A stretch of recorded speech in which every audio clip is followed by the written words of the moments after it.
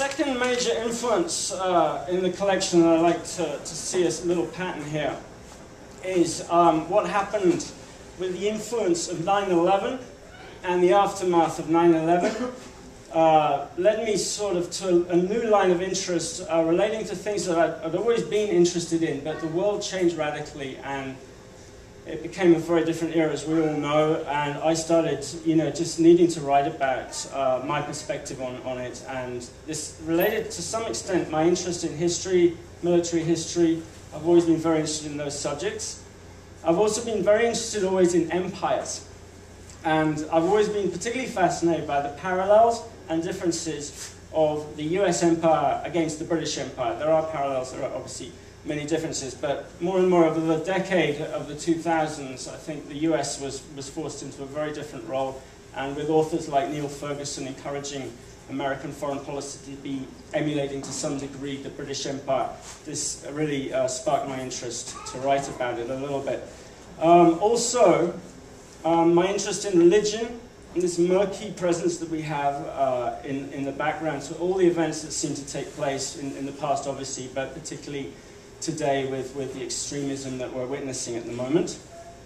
And 9/11 also led me, I think, to write stories where I was trying to place my interest in the human context itself, particularly the question as to whether, who are we? Are we monkeys? Are we made in God's image? And if we are made in God's image, who said so and why? Are we writing our own fiction? Are we writing our own fiction because the truth's too dark? I've always loved Conrad, by the way. So this was aspects that I started to try and work into my stories. And one other key factor too is my overwhelming concern that I've always seen of the danger of ourselves, the human being or whatever we are, trying to separate ourselves from nature and get away with it. So I'm going to read a couple of stories that sort of are oriented around these elements and that stem from 9/11 that really changed me away from just writing about Mexico, say, to a slightly different angle on the event. So the first one I'm going to read is called Crosswords. This I wrote very, very shortly after 9/11. Crosswords. One of the nastier consulate duties. Yesterday, I arrived in Fak Alik, a remote island in the archipelago, to collect the body of a British citizen recently killed by a mob. Attacked for no apparent reason.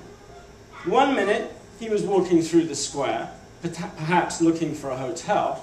Then, he was crushed under a rain of sticks and stones. Most odd. Although strictly Muslim, the region had been quiet. Relations with the foreign community were very good. The corpse was unrecognizable, the only human reminders being the empty rucksack, torn Levi's, a shredded, blood-stained shirt. The logo still visible.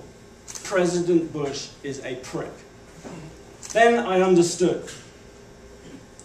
Most unfortunate, I whispered to Ali Pourn Fatir, the chief of police, an old friend. A strange death. He nodded. Terrible, terrible. How could the young man have known, I added, unless he knew the dialect?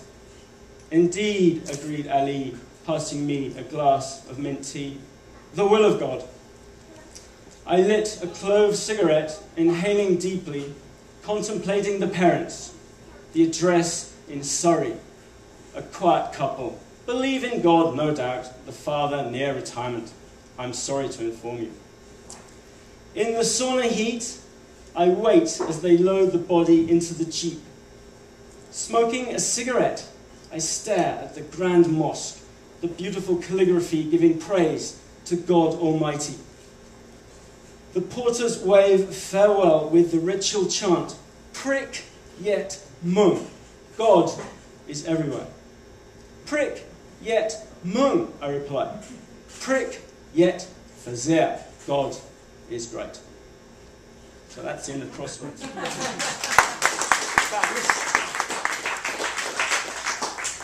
Just my frustration with miscommunication and some of the other things.